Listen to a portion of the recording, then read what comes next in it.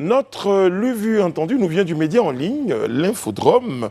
Et ce média s'intéresse donc à la situation de mineurs. Burkina Faso, 8 mineurs sont bloqués sous terre depuis plus de 3 semaines. Edith Bourgleux. C'est terrible. C'est terrible et je trouve que c'est incompréhensible que...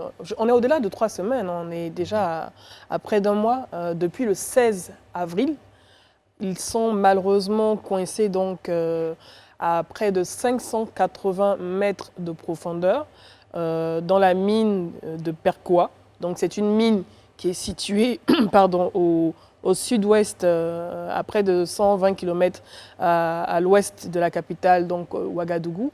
Et ils sont coincés depuis un mois. Malheureusement, le sauvetage prend énormément de temps parce qu'il y a les pompages qui fonctionnent lentement.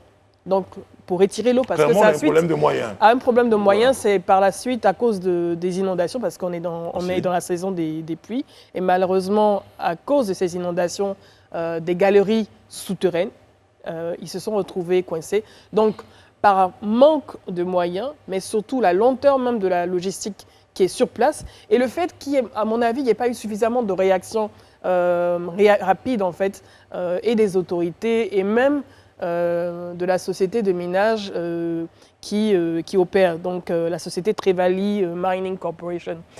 Et c'est terrible que les médias même, je veux dire, ne se soient pas emparés de ce cas. Ça fait près d'un mois.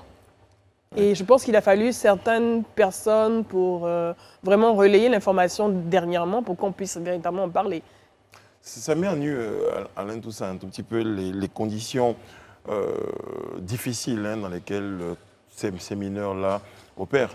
Oui, c'est commun d'ailleurs à ce secteur, que ce soit en Côte d'Ivoire, au Burkina ou en Afrique du Sud, où je connais un peu, et où les accidents dans les mines sont courants.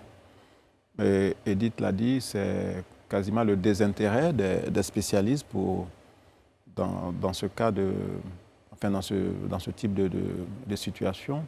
Parce que depuis le 16 avril, quand même, on a eu le temps. Mais il faut dire que les secours, parfois, sont difficiles parce qu'il ne faut pas non plus engager des actions qui peuvent altérer la solidité, par exemple, des tunnels qui sont utilisés et autres.